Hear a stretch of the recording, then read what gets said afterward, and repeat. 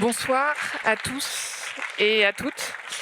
Merci d'être avec nous, merci d'avoir assisté à cette projection et merci si vous restez dans la salle pour donc aborder ce thème que faire de l'intelligence artificielle. On a vu là dans ce film tous les problèmes que posent depuis plusieurs années maintenant, depuis une bonne décennie probablement d'ailleurs même, les grandes plateformes, les grands réseaux sociaux et notamment leurs algorithmes, le développement de l'intelligence artificielle, notamment de l'intelligence artificielle générative dont on parle beaucoup, mais peut-être pas seulement, pose des difficultés nouvelles, des risques dont il va falloir réussir à trouver les étayages.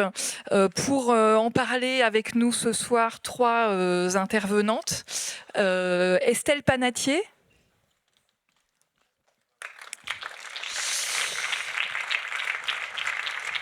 qui est donc chargée de politique et de plaidoyer chez Algorithm Watch, une ONG basée à Berlin et à Zurich qui milite pour des algorithmes et des intelligences artificielles respectueuses des droits humains, des droits fondamentaux. Vaste et complexe débat. Giada Pistilli,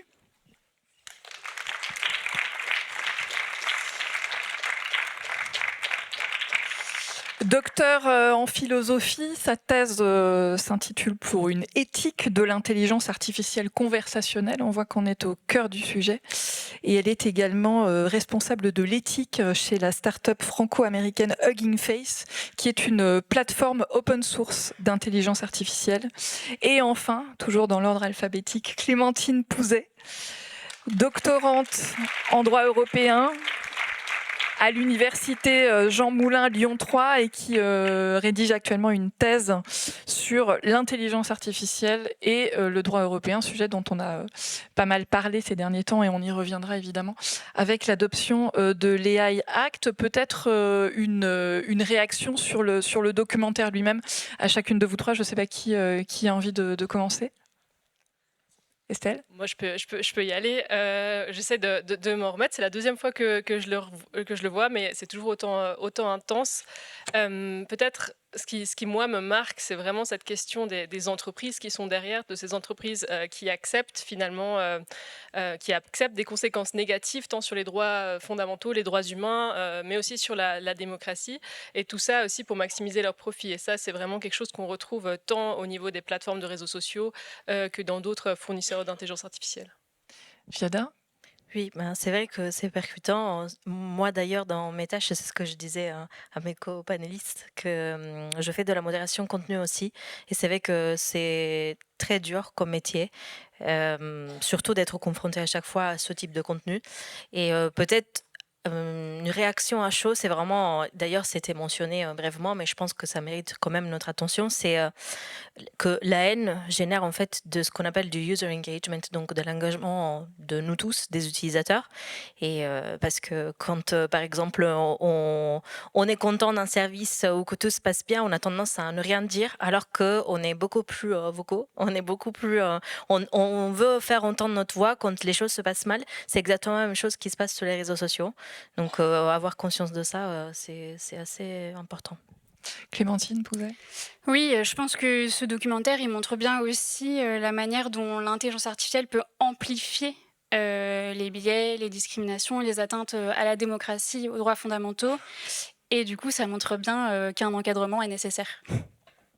Alors je le disais en introduction, c'est vrai qu'on retrouve dans ce documentaire des choses qui ont été documentées au fur et à mesure des années, effectivement sur l'effet amplificateur des algorithmes, sur l'économie de l'attention, sur tout ce que vous disiez, Giada Pistilli, sur effectivement le fait que les contenus les plus agressifs finalement sont ceux qui génèrent le plus de réactions et que toute l'économie aussi des plateformes s'est construite là-dessus.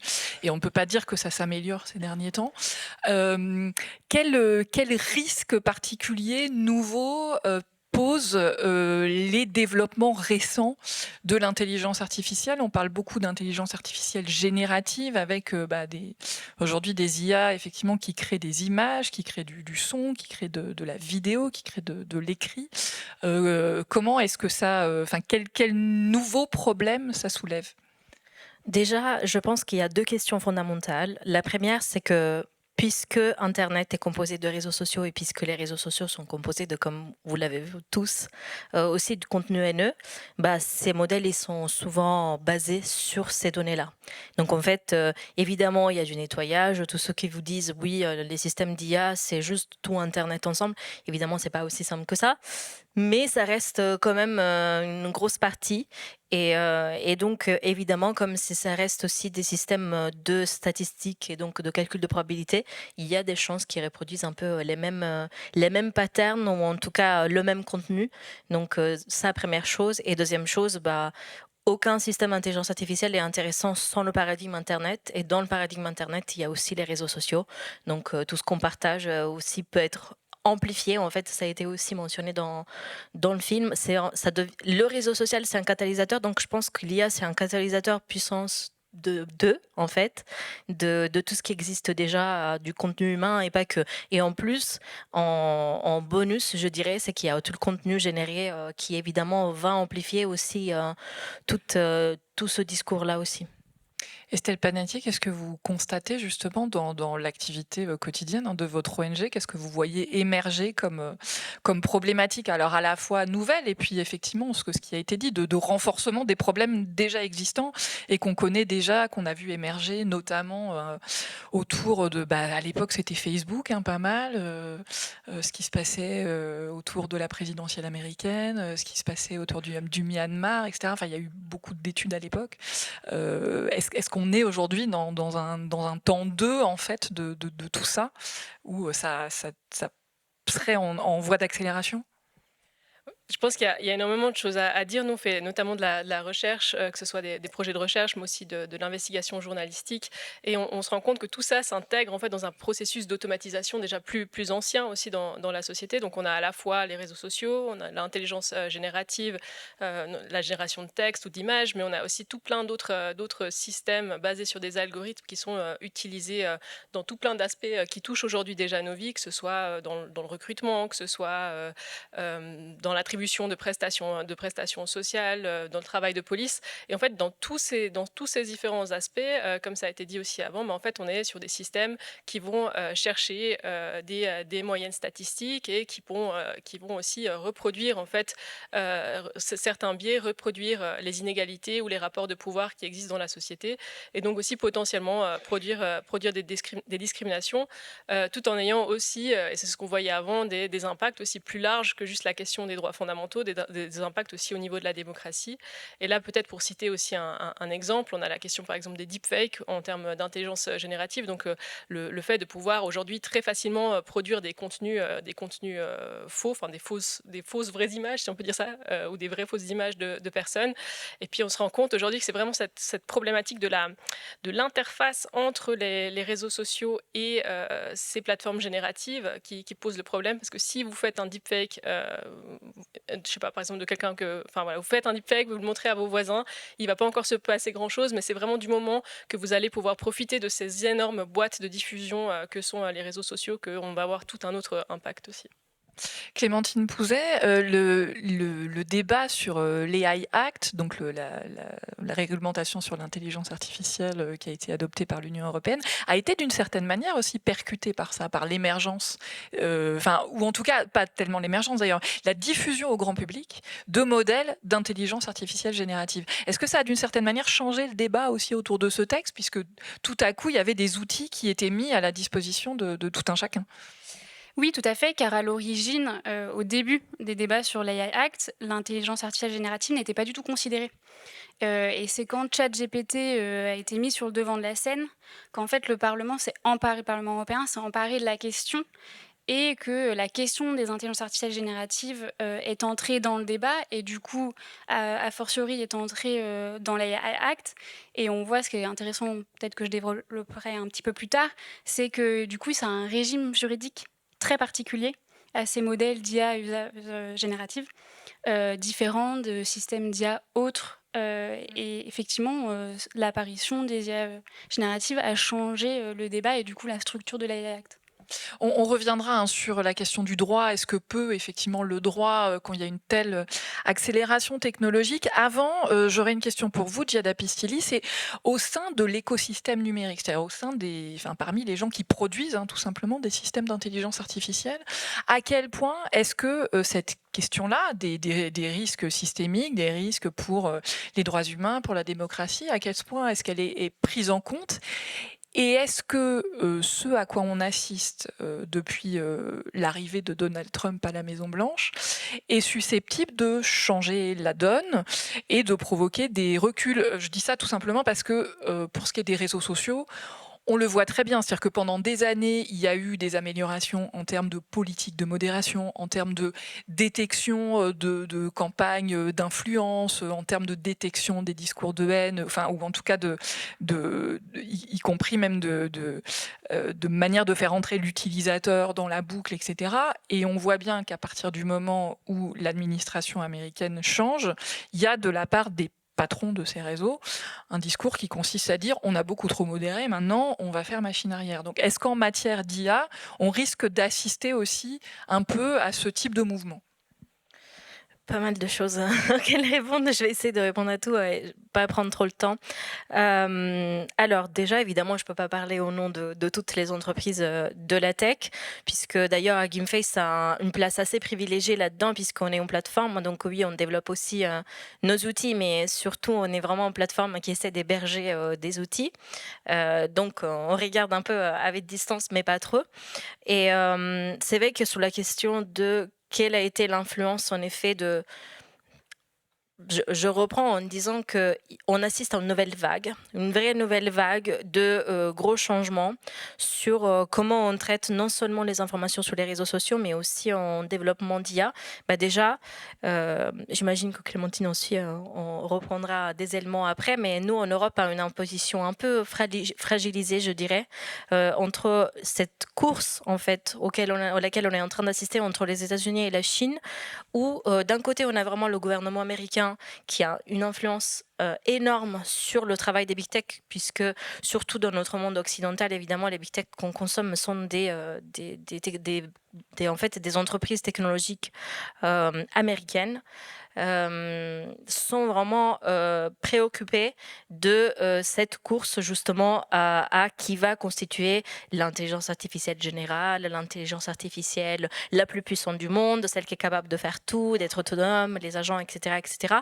Et de l'autre côté, en effet, on a la Chine qui court aussi derrière cette même, je dirais, tâches en fait qui veulent développer aussi, et nous on est un peu pris au piège entre ces gros géants, et surtout on subit énormément de conséquences.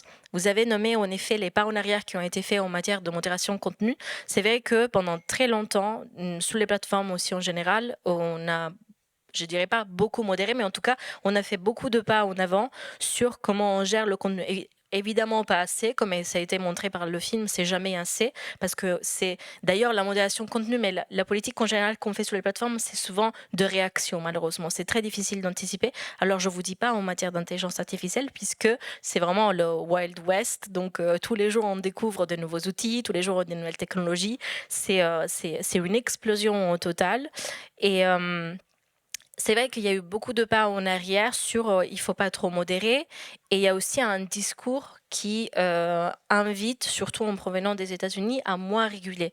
Donc il faut qu'on mette plus de responsabilités sur les utilisateurs, et ça, d'un point de vue éthique, en tout cas, c'est assez dangereux, puisqu'on est en train de dire à tous les utilisateurs et des plateformes, mais aussi les consommateurs d'IA, que vous êtes vous les responsables en fait de ce que vous allez produire, et vous les responsables s'il se passe des choses mauvaises. C'est une espèce de paradoxe qu'on est en train de vivre, dans lequel on nous dit, en fait, c'est un peu, voilà, on assume le Far West, et c'est le Far West, donc chacun pour soi, et en effet, souvent, c'est les discours de haine qui gagnent ce type de bataille, et d'ailleurs, on le voit déjà, avec Elon Musk qui développe Grok sur X, qui est censé être l'anti-woke des autres intelligences artificielles, ou bien un OpenAI avec ChatGPT, en effet, qui fait aussi des pas en avant et des en arrière en matière de sécurité.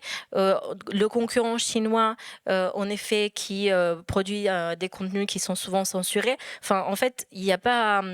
c'est encore une fois le Far West, mais il se passe plein de choses en même temps. Et quand je dis que nous, on est un peu pris au piège en Europe, dans le sens vraiment géographique, c'est que pour l'instant, on subit pas mal. Et ce serait bien de reprendre un peu une place où nous aussi, on est présent et surtout, on participe au débat. Estelle Panatier, c'est une vraie source d'inquiétude, ça, d'avoir une administration américaine aujourd'hui qui, en gros, dit les discriminations, c'est pas un sujet. Enfin, c'est même devenu un mot tabou. On a vu ces articles sur aujourd'hui les mots qui font que on peut voir des projets de recherche s'arrêter, des bases de données complètement écrémées, etc. Qui à la fois dit les droits fondamentaux et les discriminations, c'est pas un sujet, et il faut surtout pas réguler parce que ça nous bride en termes de concurrence, sachant que l'administration Biden était quand même, disons, plus ouverte à ce type d'arguments et avait plus, disons, une volonté plus régulatoire. Oui, c'est un climat qui est extrêmement compliqué en ce moment. On sent vraiment cette pression à la déréglementation. Ça a été entendu notamment par le discours du vice-président américain Vance, qui justement mettait la pression aussi sur l'Union européenne par rapport à la dérégulation. Il faut peut-être dire, voilà, justement, l'Union européenne a fait un peu figure aussi de pionnier dans la question de la réglementation de l'intelligence artificielle, avec le règlement sur l'IA qui a été mentionné avant, le AI Act, mais aussi avec la réglementation des plateformes, le Digital Service Act. Peut-être un tout petit, comme on est en Suisse, un tout petit aperçu par rapport à ça. En Suisse, on n'a pas du tout encore ces réglementations. On est au niveau de la réglementation sur l'IA au début du processus. On a le Conseil fédéral qui, il y a quelques semaines, a donné une décision de principe sur la manière dont il entend réglementer l'IA, mais on n'a pas de loi là autour. Et puis la même chose pour les plateformes. On attend une loi sur les plateformes qui doit être présentée, qui est maintenant retardée depuis plus d'1 an. Et ça, je pense, ça peut aussi être, on peut aussi un peu se poser des questions. Quelles sont les pressions auxquelles fait face aussi le gouvernement suisse pour la réglementation des plateformes dans ce contexte aussi international très compliqué?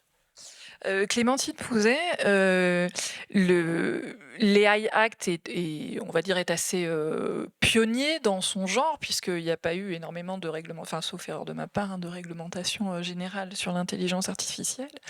Ça apparaît comme étant effectivement une nouvelle manifestation d'une voix européenne qui entend effectivement poser des règles très fermes. Quand on voit, y compris d'ailleurs au sommet de Paris sur l'intelligence artificielle où j'étais, des acteurs, même les acteurs européens, dire attention, il va probablement falloir revoir tout ça à la baisse, il faut pas trop réguler parce que précisément ça risque de nous handicaper dans cette course dominée aujourd'hui par les États-Unis et la Chine. Est-ce que c'est de nature à fragiliser justement ce cadre européen en construction? Et pour aller même un cran plus loin, c'est que peut le droit en la matière, quand on voit que déjà sur les services numériques, on a d'énormes difficultés à faire en sorte que les acteurs, notamment américains, les respectent. On l'a vu avec le règlement général sur la protection des données. Il faut quand même régulièrement leur taper sur les doigts parce qu'ils essaient beaucoup de trouver des trous dans la raquette. Et on le voit encore plus avec la loi sur les services numériques, le Digital Services Act, qui est, qui est foulé au pied quotidiennement, notamment sur X. Enfin, X n'est pas du tout dans les clous de ce texte. Et pour le moment, il n'y a pas encore de sanctions. Donc, quelle est l'effectivité du droit face à des acteurs d'une telle puissance ? Merci pour cette question. J'ai beaucoup d'éléments de réponse. Je vais essayer d'être assez claire.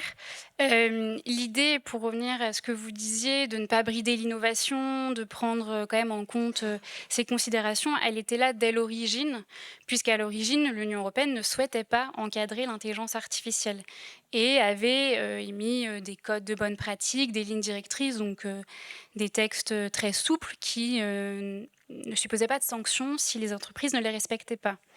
Mais effectivement, face aux géants américains et chinois, l'Union s'est rendue compte qu'elle n'allait pas forcément pouvoir rivaliser d'un point de vue technique, technologique, et que sa voie à elle allait être la voie légale, la voie juridique, avec l'idée de défendre nos valeurs d'état de droit, la démocratie, les droits fondamentaux, et d'espérer avoir un texte qui serait doté, on appelle ça de l'effet Bruxelles, qui en fait influencerait les États tiers à adopter des textes similaires et à avoir des réglementations, elles aussi, assez protectrices de nos valeurs. Et d'ailleurs, ça se ressent quand même dans la manière dont le texte a été rédigé. On dit que c'est une approche par les risques. Donc en fait, de manière très simple, en fonction du risque que présentera votre système d'IA, il sera soumis à des obligations plus ou moins strictes. Il suffit qu'il y a des systèmes d'IA qui vont par principe être interdits, d'autres qui seront soumis à des obligations conséquentes et d'autres qui sont considérés comme ne présentant pas de risque et qui du coup ne font pas l'objet d'obligations avec des sanctions. Pour autant, effectivement, il y a ce discours de dérégulation et ce qui est assez intéressant, c'est que ça commence à imprégner l'Union européenne puisque, en parallèle du règlement sur l'IA, l'Union commençait à travailler sur un projet de directive en matière de responsabilité, justement, dans le cadre de l'IA. Et il y a quelques jours, si ce n'est quelques semaines, ce projet, en fait, a été avorté. Et il ne verra pas le jour tout de suite, il est mis en pause. Donc on voit quand même que ce discours est quand même présent, justement dans l'idée de ne pas brider l'économie, l'innovation, etc. Et du coup, sur la question de l'effectivité du droit, bon, pour ce qui est du règlement sur l'IA, on n'a pas assez de recul puisque son intégralité n'est pas encore entrée en vigueur. Hein. L'entrée en vigueur est échelonnée dans le temps. Il y a plusieurs questions. Il y a la question des sanctions. Est-ce qu'elles sont assez fortes ou pas? Ou est-ce que les grandes entreprises peuvent avoir une stratégie de se dire on sait qu'on aura ces sanctions, donc on peut allouer un budget sanctions. Et c'est des questions maintenant, je pense, de souveraineté aussi. Et on a la souveraineté de l'Union européenne face à des géants du numérique qui, eux aussi, en fait, ont le pouvoir économique. Et je pense qu'il y a beaucoup de politique derrière. Et bon, pour ne pas être trop pessimiste quand même, on a quand même, malgré tout, un règlement qui est présent, qui a été édicté. Maintenant, à voir s'il sera vraiment respecté, je l'espère. Chaya Pistilli. Oui, bah, en fait, ça me fait penser que c'est vrai que souvent, on dit que ces entreprises ne veulent, comment dire, ces entreprises en fait veulent pas assumer un peu la responsabilité de ces régulations et surtout ils se disent non mais c'est les régulations qui vont aller contre l'innovation et souvent ce qu'on vit en tout cas en Europe c'est qu'ils développent pas leur système justement sur le sol européen du type les nouveaux systèmes d'intelligence artificielle, nous on est toujours les derniers à les avoir. Aujourd'hui c'est Apple Intelligence, demain c'est les nouveaux modèles de ChatGPT, surtout en matière d'intelligence artificielle on est toujours les derniers parce que, soi-disant, c'est chiant, si je peux dire ça, c'est chiant d'appliquer toutes nos règles. Mais la réalité, c'est quoi? C'est que c'est vraiment un moyen de puissance et un peu de coercition qu'ils exercent sur nous en disant « Ah bah voilà, puisqu'on doit être compliant avec toutes vos régulations, donc vous êtes les derniers à avoir les nouvelles technologies. » Et en fait, finalement, ça devient une espèce de stratégie presque géopolitique et surtout d'influence un peu négative sur nous pour dire bah voilà, vous allez contre l'innovation, ce qu'on peut-être j'appellerais un peu, il y a l'effet Europe et il y a aussi l'effet cookies. J'ai eu un collègue australien qui un jour m'a dit mais qu'est-ce que c'est pénible de naviguer sur Internet chez vous, à chaque fois on doit aller cocher les cookies et les cookies. Et c'est vrai que ça vient d'une très bonne intention, c'est vient de la régulation qui est très importante, on a beaucoup de chance, les gens qui travaillent dans ce milieu, à chaque fois surtout mes collègues américains me disent mais qu'est-ce que vous avez de la chance, avoir la RGPD, avoir vos données protégées. Il y a un regard beaucoup plus attentif là-dessus, mais comment les plateformes de technologie ont traduit ça par des choses assez pénibles à vivre au quotidien. Donc c'est ça aussi un peu ma crainte, c'est que l'AI Act, surtout sur l'utilisateur final qui sommes nous en fait finalement dans cette salle, allons plutôt avoir les côtés négatifs alors qu'à la base c'est quelque chose de très important et on a beaucoup de chance à l'avoir. C'est une forme de punition finalement de l'utilisateur.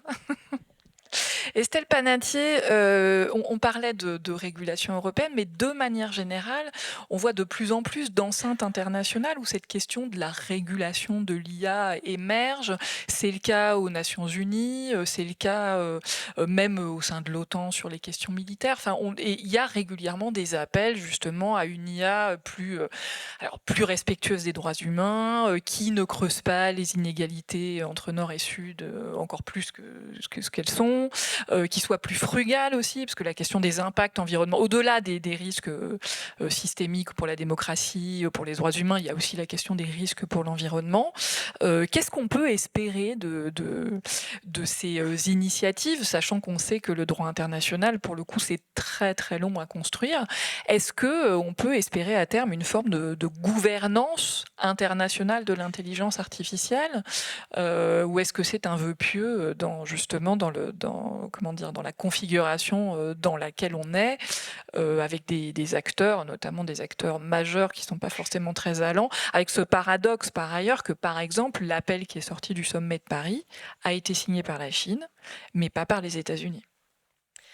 La question de cette gouvernance internationale, elle est très intéressante. Elle se met déjà, à mon avis, en place depuis plusieurs années. On a par exemple la convention du Conseil de l'Europe sur l'intelligence artificielle qui a été mise sous pied l'année dernière et qui, elle, est vraiment le premier instrument international contraignant aussi, enfin pour les États qui la signent. Elle est contraignante et elle a vraiment au cœur la protection des droits fondamentaux, de la démocratie et de l'état de droit. C'est d'ailleurs ce que la Suisse a annoncé aussi vouloir ratifier dans le cadre de sa réglementation de l'intelligence artificielle. Après, c'est vrai qu'il y a beaucoup d'initiatives et puis peu d'aboutissements, on pourrait dire ça comme ça. Ce qu'on a un peu vu dans les développements récents, notamment au sommet qui a eu lieu à Paris, le sommet pour l'action sur l'IA, c'est que finalement ce thème aussi de la durabilité de l'intelligence artificielle commençait enfin à faire sa place. Ça, c'est par exemple un aspect qui, dans cette convention du Conseil de l'Europe, n'était pas vraiment pris en compte. Donc on voit que le thème apparaît, mais en même temps, on a aussi de nouveau cette question de l'investissement dans l'innovation qui se lance avec vraiment des milliards qui sont investis. On a quasiment tous les jours de nouvelles annonces aussi de nouvelles initiatives d'investissement. De très très gros data centers, ce qui peut paraître effectivement un peu orthogonal avec l'idée de frugalité. Et du coup, de se rendre compte de tout ce qui est mis dedans, avec, je crois, le problème principal, c'est cette course à des modèles toujours plus gros dans laquelle on est en train de se lancer, parce que je crois qu'il faudrait aussi aller au-delà de cette dichotomie entre innovation et réglementation, parce qu'on peut aussi réglementer pour favoriser l'innovation, mais après, c'est toujours la question, quelle innovation, quelle intelligence artificielle est-ce qu'on veut? Et c'est peut-être ça la première question qu'on devrait se poser là autour. On y reviendra d'ailleurs sur cette question de effectivement comment fabriquer une IA plus éthique. Peut-être avant ça, Clémentine Pouzet, de quelle manière est-ce que la réflexion et l'édiction de normes d'ailleurs en Europe s'articulent aussi justement avec ces initiatives dans d'autres cadres et avec une réflexion qui effectivement se pose aujourd'hui à l'échelle mondiale, même si elle est encore à bien des égards embryonnaire? Alors, plusieurs éléments de réponse. Tout d'abord, il avait été question à une époque de faire un texte commun entre le Conseil de l'Europe et l'Union européenne, une sorte de convention commune. Finalement, ça a été mis de côté, mais en fait, l'Union européenne et le Conseil de l'Europe ont commencé à réfléchir à des textes contraignants, en fait, dans le même laps de temps. L'Union européenne prend quand même davantage les intérêts économiques en compte que le Conseil de l'Europe, donc finalement ça ne s'est pas fait. Et dans le cadre des négociations en tant que telles, on va dire, des représentants... Peut-être vous pouvez rappeler ce que c'est que le Conseil de l'Europe, parce que c'est quand même une institution qui est moins connue que l'UE. Oui, alors le Conseil de l'Europe, c'est une institution qui a été créée après la Seconde Guerre mondiale, justement pour réunir des pays pour protéger du coup l'état de droit, les droits fondamentaux, et en est issue notamment la Convention européenne des droits de l'homme. Et le Conseil de l'Europe contient plus de pays, d'États parties que l'Union européenne. Et sinon, donc, au sein de l'Union européenne, dans le cadre des négociations, ont été invités à intervenir des représentants aussi bien des entreprises, mais que d'autres organisations, justement, pour avoir ce débat et essayer de trouver aussi un consensus pour qu'au niveau international aussi, ça parte pas dans tous les sens.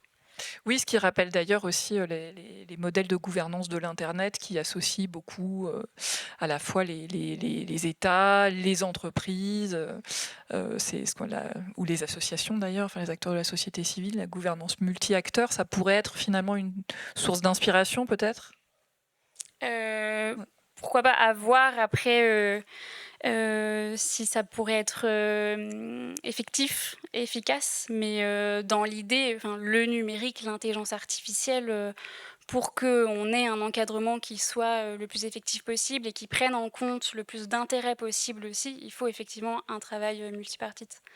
Giada Pistilli, les entreprises elles-mêmes, enfin, c'est-à-dire celles qui développent des systèmes d'intelligence artificielle, ou en tout cas qui font partie de cet écosystème, ou effectivement une plateforme comme Gingface, qu'est-ce qu'elles font ou qu'est-ce qu'elles peuvent faire justement en termes d'éthique? Si on parle finalement d'embarquer la durabilité, le respect des droits humains, etc., dans les modèles dès la conception, hein, comme on dit, comment ça se passe? Grande C'est quoi votre question. boulot en fait? D'abord, je réponds à la question et puis je me dis qu'est-ce que c'est mon boulot. Même si les deux choses sont liées. Qu'est-ce que les entreprises peuvent faire en termes d'éthique? Énormément de choses, puisque en effet, là où malheureusement la loi elle n'est pas encore constituée, la régulation n'existe pas encore, bah, c'est à l'éthique de jouer, puisque l'éthique en effet souvent précède la loi. En tout cas, c'est comme ça que je la conçois. Et il y a surtout différentes phases et c'est important d'avoir différentes phases et c'est important aussi d'avoir en tête qu'il existe évidemment différents types de systèmes d'IA, puisqu'on ne va pas gouverner de la même manière, par exemple, un système de reconnaissance faciale et un système qui est un modèle de langage. Et surtout, quand je dis qu'il y a différentes étapes, c'est que, par exemple, si on veut avoir un raisonnement éthique, puisqu'en fait, l'éthique, c'est quoi? C'est surtout une façon d'envisager des problèmes, de les anticiper, mais aussi de façonner, en fait, comment notre outil technologique va être développé. On peut avoir la question, par exemple, concernant les données. On a mentionné les biais. La représentation, par exemple, c'est une énorme question qui concerne justement les données, puisqu'il faut rappeler que sans données, il n'y a pas d'IA, tout simplement. Même si aujourd'hui, on commence à avoir des discours sur ce qu'on appelle la donnée synthétique, qui en gros, c'est de la donnée qui est générée par les propres systèmes d'IA. Mais bon, on pourra en reparler si vous voulez après. Et puis ensuite, il y a la grande question de comment on va le déployer. Puisqu'en effet, on ne va pas avoir, par exemple, les mêmes enjeux éthiques sur, mettons, un système d'IA conversationnel qui doit, mettons, résumer des diagnostics des patients dans un hôpital et un chatbot de service après-vente. Évidemment, il n'y a pas les mêmes enjeux. Donc, on ne va pas avoir les mêmes réflexions selon le cas d'utilisation. Ça, c'est juste pour vous donner deux exemples parce que c'est une distinction très importante que je fais souvent vraiment entre la phase de développement et puis ensuite la phase de déploiement. Et puis ensuite, le gros absent souvent dans la recherche en IA industrielle, mais aussi académique, malheureusement, c'est vraiment de la recherche utilisateur. Moi, je suis très sensible à ça parce que dans mon précédent travail, je faisais justement de la recherche utilisateur pour faire de la recherche et développement d'un outil en particulier qui était un chatbot. Mais ça pour dire que souvent, en fait, on a en tête plus ou moins une idée de à quoi va ressembler notre outil d'IA, mais on n'a pas trop en tête quelles vont être les utilisations. Vous le remarquez, aujourd'hui, des ChatGPT, ils peuvent tout faire. Les nouveaux agents d'OpenAI, agents, c'est-à-dire en gros, comme un ChatGPT, mais qui peut faire des actions sur Internet à votre place, faire vos courses, réserver un restaurant, acheter vos billets de train, bah, c'est la même chose en fait. On leur donne des capacités qui sont très très larges. Donc, pour des gens comme moi, faire mon métier, c'est très difficile à la fois d'être dans l'anticipation et puis surtout essayer d'encadrer un peu tout ça. Qu'est-ce que je fais dans le quotidien? Je suis surtout chercheuse. Donc, je fais de la recherche interdisciplinaire beaucoup en éthique de l'IA. Et mon sujet, cœur de sujet, mon chouchou, on veut dire, c'est vraiment le multilinguisme. Et le fait, en effet, d'ailleurs, c'était aussi mentionné dans le film qu'on a vu, de la manière dont l'anglais, par exemple, est une prédominance de ces systèmes d'IA. Et donc, quels sont, évidemment, d'un point de vue philosophique, quels sont tous les systèmes de valeurs, par exemple, qui sont repartagés par ces réponses, ces outputs, et donc parmi les échanges qu'ils peuvent avoir avec ces utilisateurs finaux, et donc quel type de conséquences ils peuvent avoir sur la société au sens large. Et puis, je travaille beaucoup sur les compagnons, ce que je disais tout à l'heure à mes co-panélistes, c'est-à-dire les compagnons IA, les liens affectifs que les gens ils peuvent tisser avec des agents virtuels. C'est mes nouvelles recherches maintenant. Mais alors justement, vous parlez du multilinguisme, je trouve que c'est une très bonne illustration parce qu'on voit bien aussi effectivement comment les modèles actuels de développement, les grands modèles de langage notamment, qui reposent en fait sur l'exploitation d'un immense corpus de données dans lequel évidemment l'anglais va être prédominant, comment aussi les modèles actuels finalement créent ces biais, mais du coup on peut en sortir, c'est-à-dire il y a d'autres moyens de développer de l'IA quand même, non? Il y a toujours d'autres manières de faire, surtout sachant qu'on découvre en fait en faisant. Quand je vous parlais du Far West, c'est vraiment le Far West dans le sens où tout ce que vous voyez et en industrie et en recherche, c'est ce qui se fait maintenant. Et il ne faut pas imaginer que le machine learning, donc qui est vraiment l'apprentissage machine sur lequel la plupart des systèmes d'IA sont développés aujourd'hui, c'est une toute nouvelle science. Et même vraiment d'un point de vue épistémologique, je ne sais pas moi non plus si on peut vraiment l'appeler science parce que c'est vraiment ce qu'on dit du test and try. Donc s'il y a des choses qui marchent, on va les mettre en production. Si ça marche pas, on va réessayer. Donc on est un peu aussi les cobayes, je veux dire, de tout ça. Mais concernant le langage, exactement. Et d'ailleurs, ça me fait penser en référence aussi au film. On a beaucoup parlé de la définition de freedom of speech, donc en effet de la liberté d'expression. Si on l'interprète à l'américaine, ça a des conséquences. Et surtout, en fait, si on imagine que on implique une vision du monde, une interprétation, parce qu'il faut partir du présupposé que le mot, évidemment, a une signification. Il y a un bagage culturel, historique, politique, etc. En droit humain aussi, et chaque pays aussi. Et c'est aussi la façon, par exemple, à travers laquelle les pays membres ensuite vont traduire la régulation dans leur contexte spécifique. Si on applique une seule vision du monde, donc un seul système de valeurs partout dans le globe, évidemment, ça va avoir un gros impact et pas forcément positif. Estelle Panatier. Oui, je voulais réagir à ce que tu disais sur le fait qu'on était tous un peu des cobayes, parce que je crois que c'est vraiment l'un des problèmes principaux, on se rend compte qu'on a des systèmes ou des technologies qui sont mises sur le marché alors qu'elles ne sont pas toujours prêtes, ou alors elles sont mises sur le marché tout en acceptant en fait certains risques qu'elles présentent, certaines conséquences négatives. Et puis ça, c'est vraiment, je pense, un problème important de se dire en fait, qu'est-ce qui se passe quand on met aussi sur le marché des technologies qui n'ont pas la maturité nécessaire, et puis pourquoi est-ce que c'est fait? C'est aussi fait pour l'intérêt économique des entreprises qui décident de mettre ces systèmes à ce moment-là sur le marché. Mais alors du coup, la responsabilité, elle n'est pas forcément que du côté des acteurs du numérique. C'est-à-dire qu'évidemment, ils ont leurs responsabilités puisqu'ils sont par définition sur les systèmes qu'ils produisent.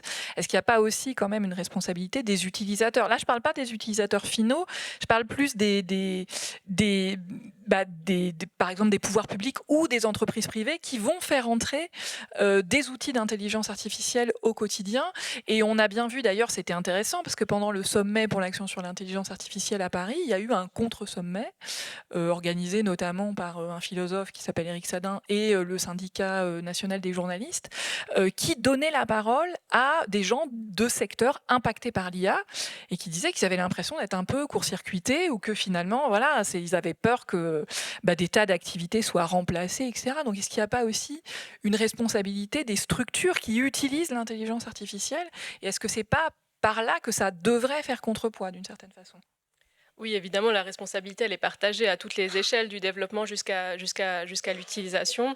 Et puis, c'est clair qu'après, dans chaque secteur, ça va aussi être différent. Ça ne va pas être la même chose d'utiliser un système dans le cadre du recrutement, de l'utiliser pour automatiser des processus très simples ou de l'avoir dans la police prédictive, par exemple. Donc, c'est vrai que dans chaque contexte, on devrait aussi justement analyser les impacts qu'ont la mise en place de ces technologies, toujours aussi dans une perspective de se demander qui c'est qui gagne, qui c'est qui perd lors de l'utilisation de ces systèmes, parce qu'il y a toujours ce type de conséquences. Et puis aussi la responsabilité des pouvoirs publics quand ils mettent en place aussi ces systèmes, qui va vraiment de l'acquisition jusqu'à la responsabilité, notamment en termes de transparence, qui est aussi un enjeu majeur, parce qu'aujourd'hui, on sait souvent même pas quand est-ce qu'on a affaire avec ce type de système. Clémentine Pouzet, de quelle manière justement la régulation prend en compte, au-delà des des risques systémiques dont on a beaucoup parlé autour de l'AI Act, sur notamment la question par exemple de la reconnaissance faciale qui a été très tôt prise en compte. Comment est-ce que la régulation prend aussi en compte par exemple la question des risques pour l'emploi ou par exemple la question des risques pour l'environnement, qui sont des choses dont on a le sentiment qu'elles sont moins travaillées en tout cas à ce stade? C'est une sensation que j'ai également, c'est-à-dire que les risques pour l'environnement, sont très peu, si ce n'est pas présent dans l'AI Act. Et les risques pour l'emploi, je l'interprète dans le sens, perte d'emploi, c'est le discours, c'est que, certes, l'IA va remplacer, certains emplois, mais va en créer d'autres. C'est comme ça que c'est justifié, mais dans l'AI Act en tant que tel, l'idée, c'est vraiment d'avoir un texte pour minimiser les risques, de certains systèmes et du coup, la question des pertes d'emploi n'est pas forcément prise en compte et la question de l'environnement l'est pas encore à ce stade-là. Là, il y a peut-être un gap de perception, pour le coup, entre le législateur et l'opinion publique au sens large. Enfin, en tout cas, j'ai l'impression. Peut-être une dernière question avant de laisser la place aux questions de la salle. Giada Biesili, vous avez d'ailleurs évoqué ça très très tôt dans la discussion. La question, c'est parce que vous disiez qu'il y avait peut-être un risque de faire finalement porter la responsabilité de plus en plus sur l'utilisateur final, comme si c'était lui qui avait les clés du camion, ce qui est quand même pas complètement le cas, c'est peu de le dire. Mais qu'est-ce que peut quand même faire le citoyen en fait face à ces systèmes? Est-ce qu'il y a une question à se poser sur une utilisation vertueuse de tout ça, et comment est-ce qu'on peut développer une forme aussi d'esprit critique par rapport à ces systèmes et de résilience aussi justement par rapport à tous les risques qu'ils soulèvent? Peut-être vous du coup pour commencer. Je vais essayer d'être très, très bref parce que j'ai aussi envie, et j'espère, d'entendre le public. Déjà, il ne faut pas croire à ceux qui vous disent que l'intelligence artificielle est trop compliquée à comprendre.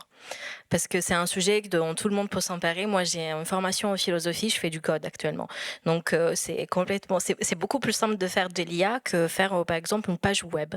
Et je vous le promets, mon mari est ingénieur développeur, il me le dit tout le temps. Donc, éduquez-vous parce que c'est vraiment, je ne dis pas que c'est aussi simple que faire des cookies, mais en tout cas, c'est pas impossible. Et puis, l'histoire de c'est une boîte noire, c'est incompréhensible, on ne sait pas ce qui se passe.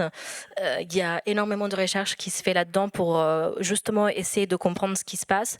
Et puis, au moins conceptuellement, on essayer vraiment de s'emparer du sujet, essayer de le maîtriser le plus possible.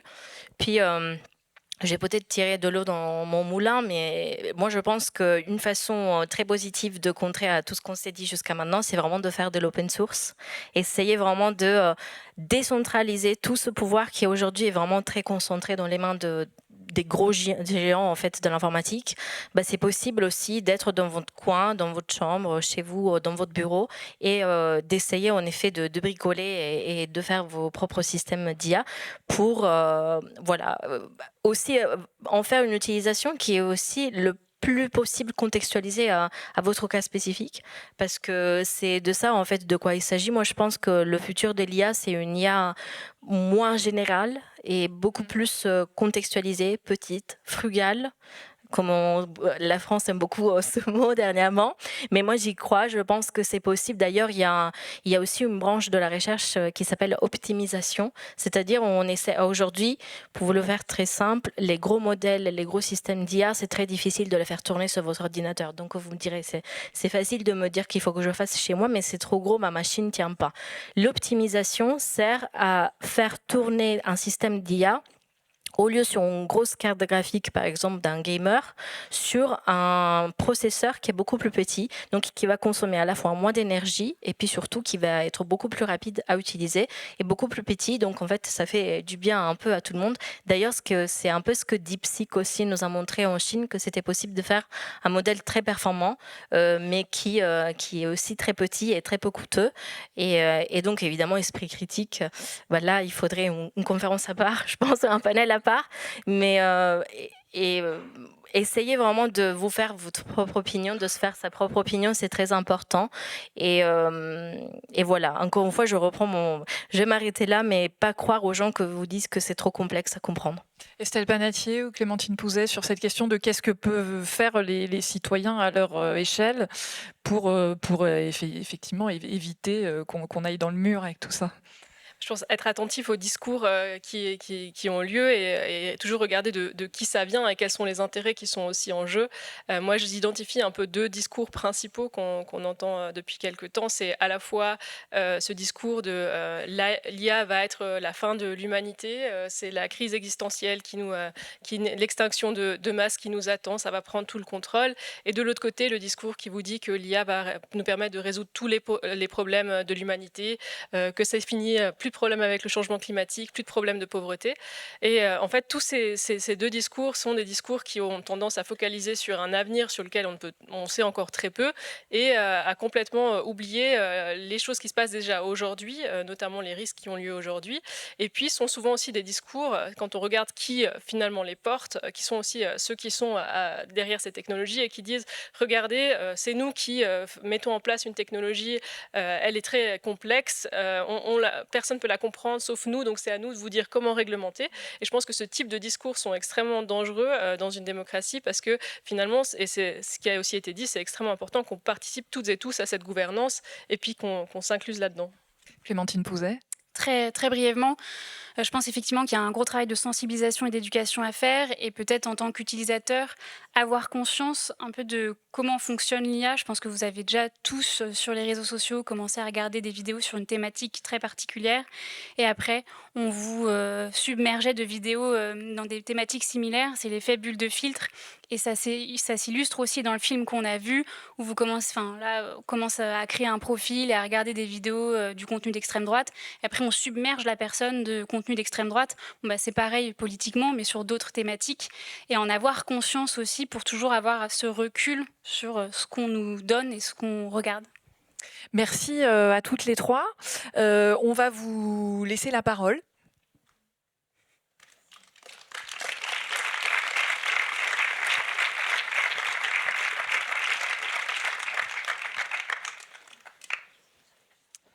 Est-ce qu'il y a des questions? Oui, il y a des mains qui commencent à se lever.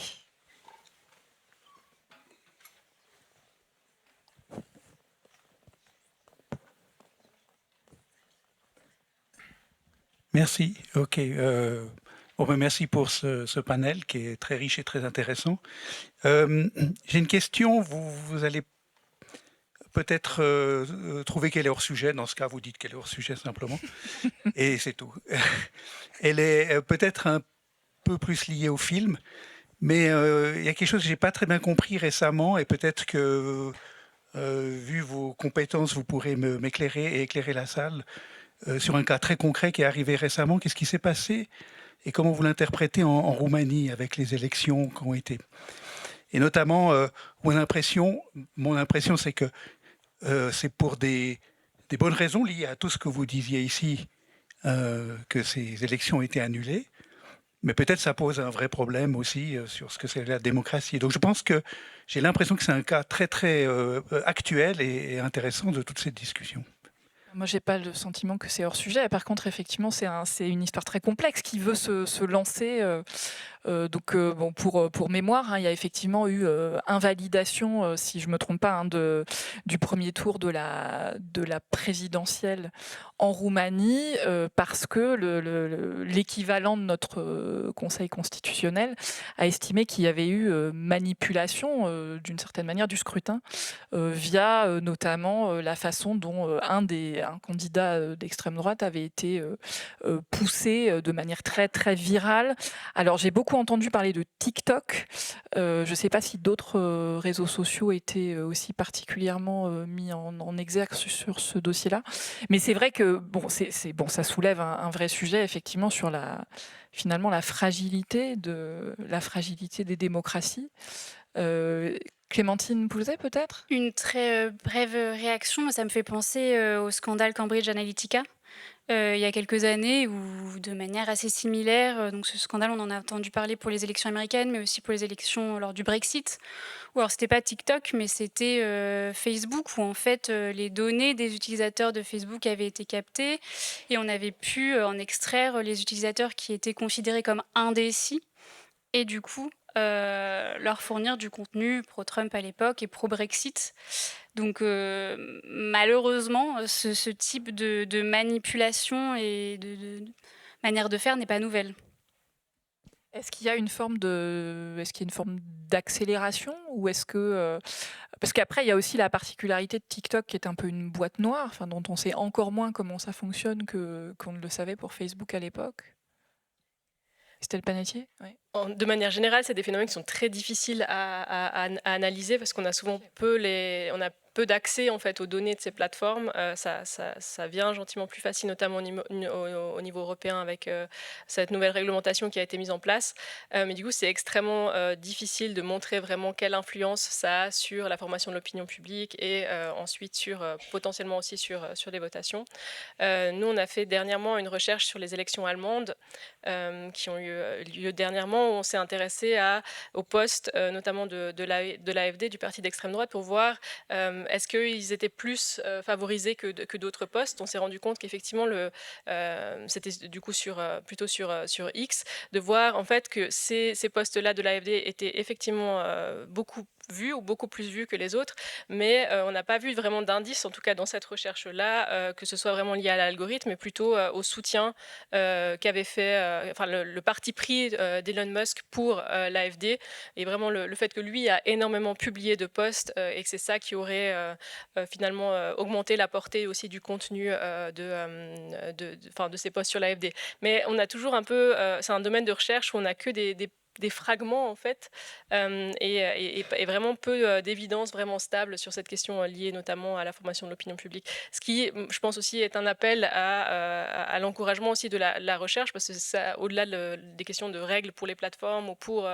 les fournisseurs, c'est vraiment tout un écosystème qu'on doit penser, toute une stratégie globale qui comprend notamment aussi l'encouragement de la formation.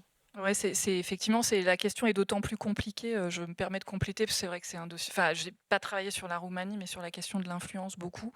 On sait bien aujourd'hui, il y a des outils pour détecter des campagnes. C'est déjà plus difficile de savoir précisément combien de gens sont touchés parce qu'il y a des phénomènes d'amplification, parce qu'il y a des bots, parce qu'on peut aussi construire des résultats d'audience qui ne sont pas forcément l'audience réelle. Mais la question de comment ça fabrique ou comment ça influe sur l'opinion, là c'est encore plus compliqué. Effectivement, il y a des recherches en cours, mais on voit bien qu'effectivement c'est la partie la plus complexe à élaborer. Et un des drames pour le coup, c'est aussi que à une époque, par exemple, Meta ouvrait ses données à des équipes de recherche, et tous ces acteurs ont de plus en plus tendance à refermer, ce qui ne rend pas la tâche facile pour effectivement les chercheurs qui veulent documenter tous ces phénomènes. Je ne sais pas si on a répondu à votre question. Oui, merci. Mais la deuxième partie, c'était est-ce que c'est une bonne solution ou pas d'avoir annulé cette élection avec l'idée qu'il y a plein de gens qui vont se dire ah ça y est, c'est l'État profond, etc. Donc c'était un peu ça qui m'intriguait et qui me stressait. Voilà, dans un panel comme ça, dans une salle comme ça, on est probablement d'accord, c'est ce qu'il fallait faire. Effectivement, c'est toute la question aujourd'hui de la remise en cause de l'état de droit qui est quand même... oui. J'espère que non, mais vous voyez, je sais que la question est... C'est toute la question de savoir quel est le système. Enfin, il faudrait avoir une connaissance un peu plus pointue que ce que j'ai du système politique aussi roumain pour pouvoir savoir si c'était la bonne chose à faire ou pas. Mais effectivement, il y a besoin de prendre aussi certaines mesures, mais à voir, voilà, selon le contexte. C'est vrai que j'ai de la peine à imaginer une situation similaire en Suisse où on en viendrait à annuler à cause de ça une votation, mais peut-être quelque chose à discuter à l'apéro peut-être. Est-ce qu'il y a d'autres questions? Oui, il y a des doigts qui se lèvent. Ah, il y en a même plusieurs. On 2 questions là en tout cas. Ah, il y a des... Oui, mais alors du coup, je ne sais pas s'il y a un micro en haut. Oui. Ah bah allez-y. Merci. J'avais une question plus personnelle pour les panélistes et je me demandais à quel moment dans votre carrière ou dans votre recherche cette voie de l'IA s'est ouverte à vous et quand est-ce que vous avez décidé de l'emprunter, qu'est-ce que vous faisiez avant et comment ça a découlé dans le domaine de l'IA? Je débute. Moi, j'ai fait un master 2 droit européen des droits de l'homme. Et sachant que je voulais faire une thèse, j'ai fait un mémoire et j'étais déjà intéressée par toutes les problématiques de justice prédictive. Et en fait, en discutant avec ma directrice de thèse, ce sujet n'était pas forcément le plus pertinent. Et du coup, j'ai commencé par un mémoire sur toujours l'encadrement de l'intelligence artificielle, mais avec un focus plus sur tout ce qui était discrimination de genre et la manière dont l'utilisation de l'IA pouvait amplifier ces discriminations. Et après, j'ai embrayé sur la thèse en élargissant un peu mon sujet. Je vais aller très brièvement. Moi, en philo, en fait, en Master 2, j'ai eu un cours incroyable sur éthique de la technologie au sens large. Et c'est là où je me suis dit que ça peut être vraiment en 2016-2017 et ça peut, alors que vraiment c'était pas trop un sujet, surtout l'éthique des l'IA c'était pas du tout un sujet, et je me suis dit que ça peut être un champ d'application très intéressant de la réflexion éthique. Et même chose, en fait, j'ai commencé avec un mémoire qui était plus porté sur les enjeux démocratiques des l'IA à cette époque, et puis ensuite j'ai fait ce qu'en France on appelle une thèse CIFRE. Donc j'ai eu la chance de commencer ma thèse en travaillant dans une entreprise, donc en étant chercheuse industrielle, parce que je me disais que quand même, si je voulais surtout être dans le milieu, et parce que je voulais toucher du doigt vraiment qu'est-ce que c'était de l'IA. Et donc j'ai d'abord travaillé dans une entreprise qui développait des chatbots pour les collectivités territoriales, donc dans un cadre un peu plus politique. Et puis ensuite, ça fait bientôt 3 ans que je travaille pour Gameface. Et moi, j'ai fait un cursus en anthropologie politique où je me suis intéressée aux questions de gouvernance du numérique, ce qui m'a amené ensuite à travailler sur les politiques publiques d'utilisation des données des écoles en Suisse. Qu'est-ce qu'on peut faire ou pas faire avec les données qui sont issues des écoles. Là aussi, de données, on vient vite à des questions d'algorithmes et d'intelligence artificielle. Et en me rendant compte de justement l'importance aussi de ces questions de pouvoir ou des rapports de pouvoir qu'il y a derrière cette technologie, ça m'a donné envie d'approfondir en ayant un peu une autre casquette qui est celle d'une organisation de la société civile.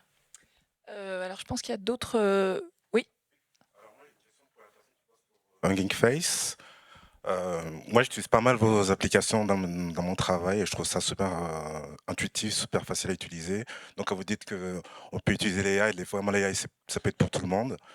Moi, ma question, c'est par rapport à la hallucination dans les modèles de langage comme ChatGPT, où on peut avoir des réponses qui sont complètement fausses, mais qui sont même inventées par les modèles.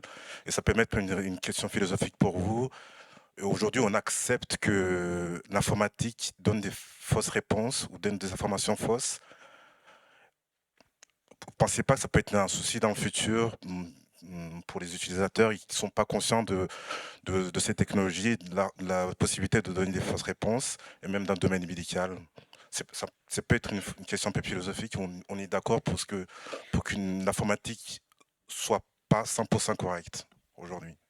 C'est une question très importante d'ailleurs, merci de l'avoir posée. Donc pour rappel, en effet, une hallucination, c'est quand les modèles de langage notamment inventent des faits.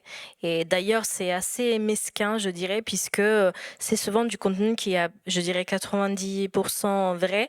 Et puis, dans des petits détails, il y a des fausses informations. C'est encore une fois dû à un calcul de probabilité. Donc en fait, il va prédire quel va être le prochain mot. Donc il se trouve que parfois, il va dire avec une grosse confiance que voici, c'est ça. Par exemple, une référence bibliographique alors qu'elle n'existe pas du tout. Est-ce qu'on est prêt à l'accepter? C'est une vraie question. Moi, je pense que non, on ne devrait pas du tout l'accepter. Vous avez nommé le milieu médical. Le milieu médical, d'ailleurs, heureusement, ne se sert pas des chat GPT comme ça à l'aveugle. C'est beaucoup plus encadré. Et par exemple, à ma connaissance, c'est surtout par exemple pour des résumés, mais même si on se dit, d'ailleurs je l'ai nommé avant, si on doit faire par exemple un résumé du diagnostic et qu'il y a une hallucination, qu'on invente un fait ou on invente un cas, etc., on peut imaginer toute une chaîne de mauvaises en fait, conséquences. D'ailleurs, c'est pour ça aussi qu'elle n'est pas vraiment partout, je pense, l'IA aussi, parce que pour la petite histoire, en termes de recherche, c'est une question assez difficile à résoudre. Et on s'améliore beaucoup, mais ça reste une question difficile à résoudre. Donc je pense que socialement, on ne devrait pas l'accepter. Après, est-ce que les entreprises déploient quand même? La réponse est malheureusement oui. Donc à nous, d'où justement la question de l'esprit critique. Oui. Et d'ailleurs, si, dans les outils, il y a toujours marqué « Vérifiez vos ressources ». Et évidemment, d'ailleurs, s'il vous plaît, vous ne servez pas des modèles de langage pour la recherche d'informations. C'est des fausses informations. Autre question. Alors, je crois que le jeune homme avait levé depuis un moment déjà, là. Non? Ou je sais pas? Le balcon est en bas. Ah, aussi, balcon? Bon, allez, une au balcon. Oui, merci beaucoup. Puis très très intéressant aussi le film. Je reviens au titre, une IA au service de la société. En fait, selon vous, qu'est-ce qu'elle peut apporter à la société? C'est juste cette question-là que j'aimerais que vous répondiez parce qu'en fait, on parle beaucoup de choses. Là, dans le film, on a vu qu'il y a une incitation à la haine partout et qu'une journaliste toute seule utilise des outils IA aussi pour rechercher des personnes qui finalement sont amenées en justice. Donc il y a un exemple de comment l'IA peut être peut-être utilisée dans différents moyens. Mais juste selon vous, qu'est-ce que l'IA peut faire pour nous? C'est une très bonne question. Qui veut commencer? Estelle Panatier? Je me lance. Un exemple que je trouve assez parlant, c'est la question de la discrimination, de se poser la question comment est-ce qu'on pourrait utiliser l'intelligence artificielle dans la lutte contre la discrimination. C'est des systèmes qui sont très bons pour analyser d'énormes données, qui sont très bons aussi pour justement reconnaître des patterns ou des modèles de discrimination. Et donc, on pourrait vraiment les utiliser pour diminuer les inégalités dans nos sociétés. Mais le problème, c'est qu'aujourd'hui, c'est rarement dans ce but-là qu'ils sont utilisés. Ils vont être beaucoup plus utilisés dans des dynamiques d'amélioration de l'efficacité, de diminution des coûts. Donc moi, ça me revient toujours à cette même question de finalement, pourquoi est-ce qu'on décide d'utiliser ces technologies? Giada Pistilli, vous en dire un mot? Peut-être Ou Clémentine Pouzet? C'est vraiment pour réagir à ce que tu viens de dire, Estelle, mais effectivement, si on prend un peu plus de recul, l'avènement de l'IA a quand même en fait mis en lumière, je pense, de nombreuses problématiques sur lesquelles il faut se pencher, la question des discriminations, des violations des droits fondamentaux, des problèmes démocratiques, de la montée des extrémismes.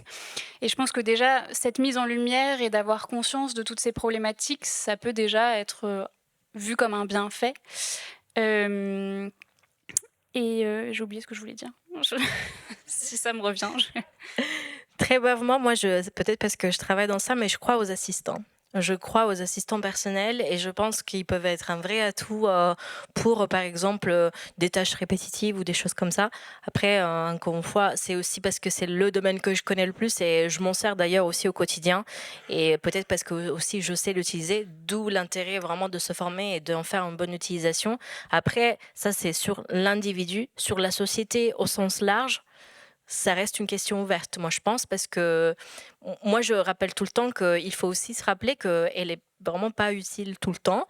Et là, on est dans la phase où on veut la mettre tout le temps. Je suis assez sûre que d'ici 5-10 ans, on se dira finalement là, c'est pas très pertinent et on revient sur nos pas. Comme c'est la question de la numérisation en général. Donc, je pense que là, on a une accélération et puis on va atteindre un petit plateau. Alors, on me dit que le chrono est épuisé, mais je pense qu'on a encore le temps pour une, voire deux questions. On va au moins en reprendre une. Monsieur.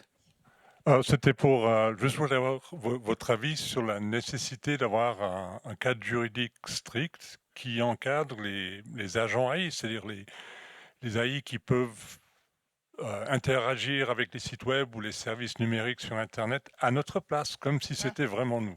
Donc là, il s'agit d'une procuration. Moi, j'ai eu plusieurs procurations que j'ai dû faire, par exemple, pour mes parents. Et c'est un processus relativement complexe. Ça demande que je me déplace en personne avec mes parents, physiquement en personne pour voir une procuration. Est-ce qu'on peut avoir un cadre juridique du même style pour les agents AI? Qui veut se lancer? Ah, désolé, le cadre juridique, j'ai pensé à toi. Oui, je suis pas sûre d'avoir bien compris le type d'IA que vous avez mis. Pardon. Ah, c'est la question de la responsabilité ou la question juste du cadre juridique de manière générale?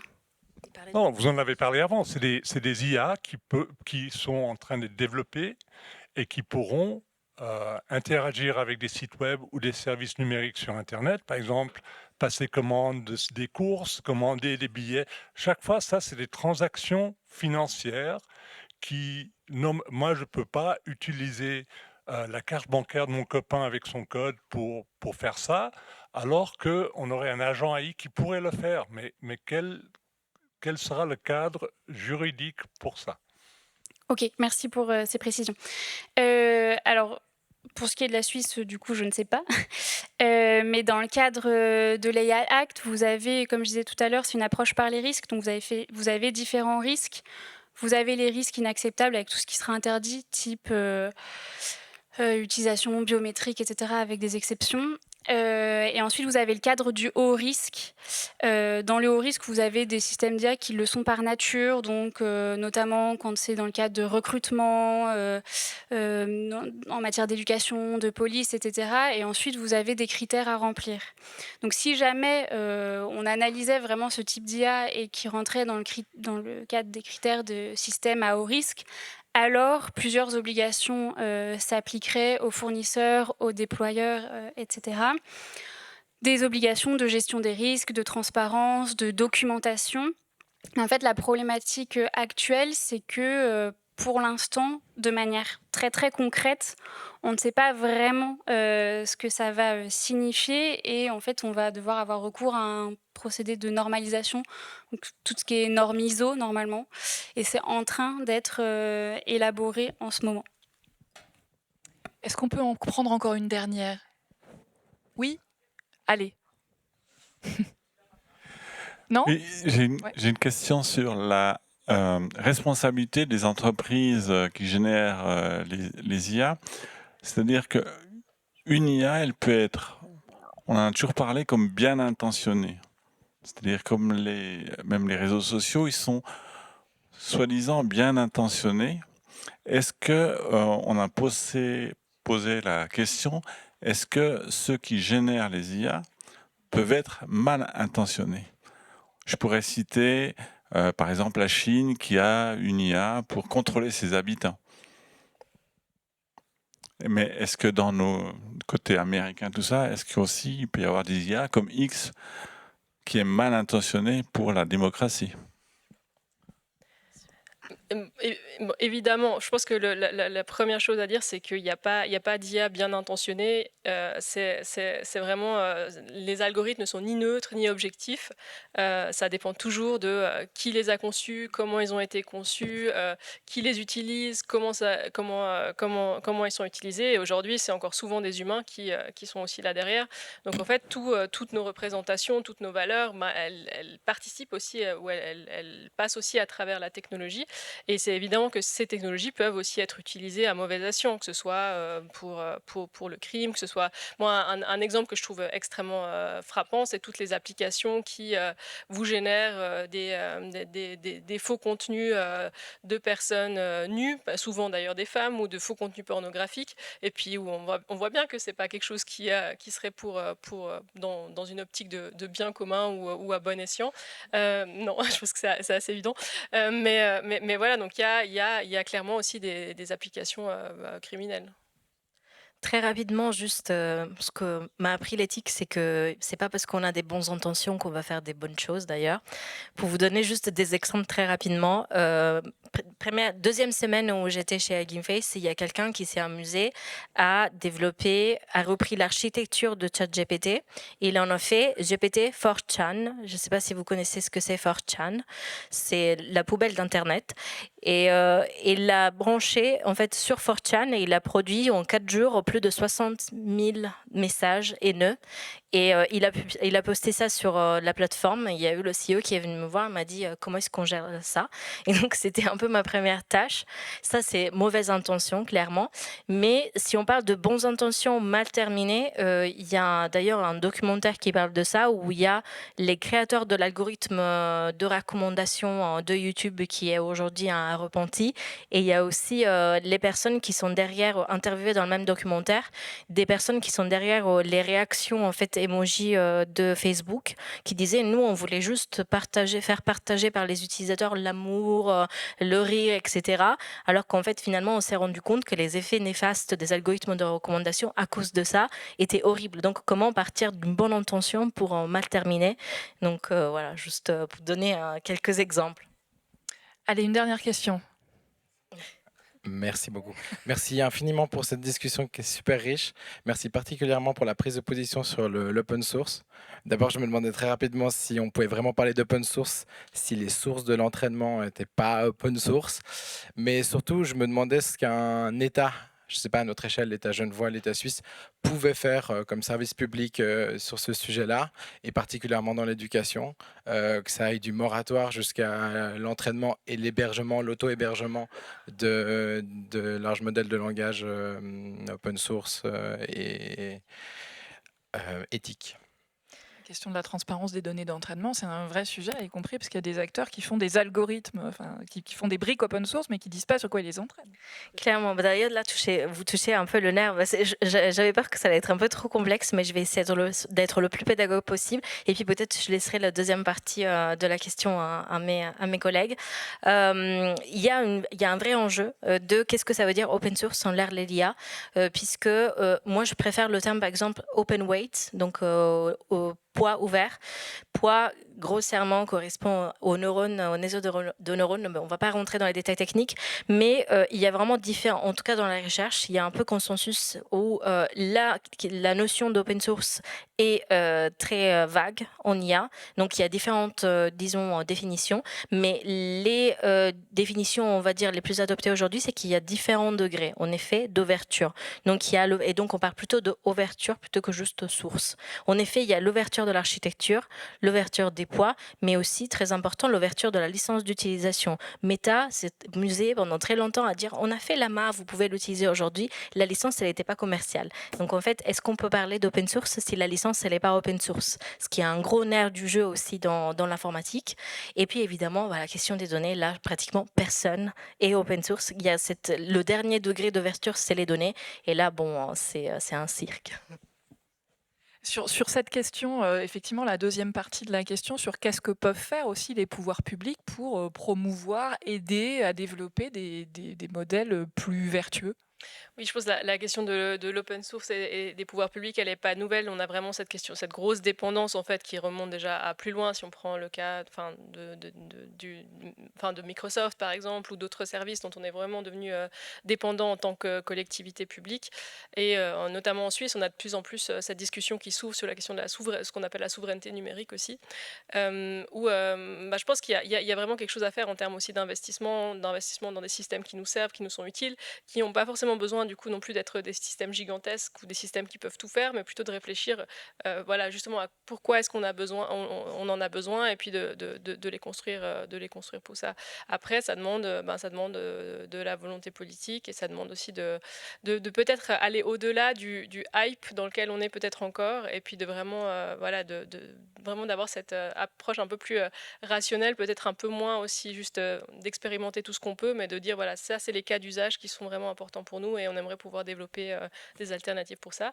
Et puis je crois que ça s'applique de la même manière aussi à la question des réseaux sociaux. Enfin, c'est comment est-ce qu'on peut créer des alternatives où on peut avoir de nouveau des espaces de discussion, où on peut avoir des discussions qui soient constructives, un débat public constructif.